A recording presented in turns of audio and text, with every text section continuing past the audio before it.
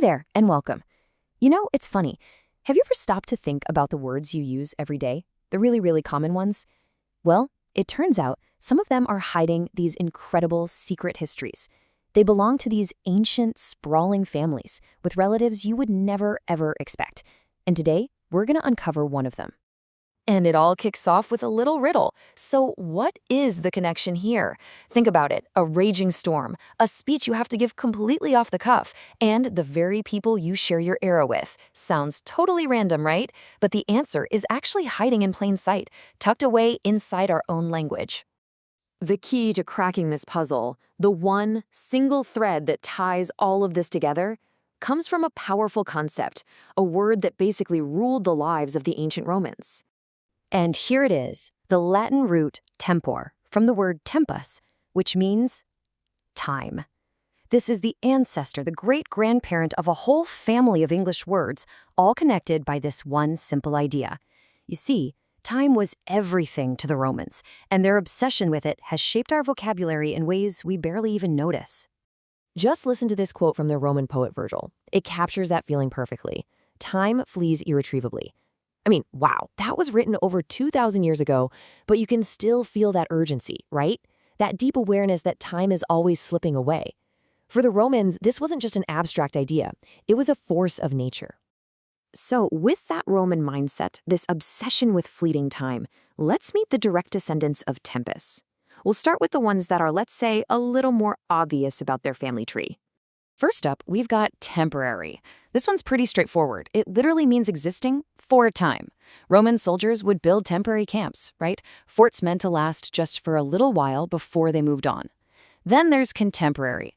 That little prefix con means with. So a contemporary is someone who lives with the time. Your contemporaries are the people who are right here with you in this moment in history. Next up, the word temporal. This one digs into a really key philosophical idea for the Romans. They were always drawing a line between the temporal world, the fleeting, earthly stuff that passes, and the spiritual, eternal world. So temporal describes anything that's tied to our impermanent earthly existence. It's here today, gone tomorrow. Now for a more dramatic member of the family, extemporaneous. This one literally means out of the time. So what does that mean? Well, an extemporaneous speech is one you give right on the spot.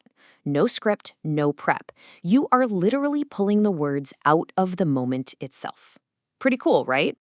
All right, so we've met the obvious relatives, but now it's time for the big reveal.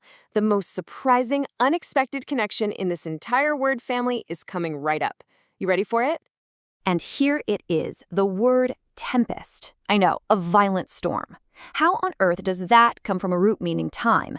Well, it's actually an amazing story.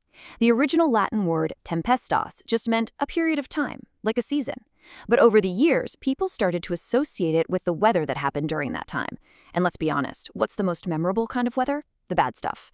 So the meaning slowly narrowed down until tempestas meant a storm. A tempest is, at its root, just a time of weather. Isn't that incredible? And the family tree doesn't even stop there. The influence of tempest actually reached beyond just describing the world and found its way into the arts, specifically into the rhythm that drives music. Which brings us to tempo. If you've ever played an instrument, you definitely know this one. It's the Italian word for time, and yep, it's borrowed directly from the Latin tempus. The tempo sets the speed, the whole pace of a piece of music. So when a conductor is up there waving their baton, they are literally controlling how time flows through that song. So let's just recap this amazing family. We went from the straightforward temporary, meaning for a time, to the total surprise of tempest, a time of weather, all the way to the musical tempo. It just goes to show how one single idea from ancient Rome, tempus, has branched out and woven itself so deeply into our language, connecting things we never would have thought were related. And that really makes you wonder, doesn't it? If the word we use for a storm is secretly all about time, what other hidden connections and secret histories are just waiting to be discovered in the simple words you speak every single day?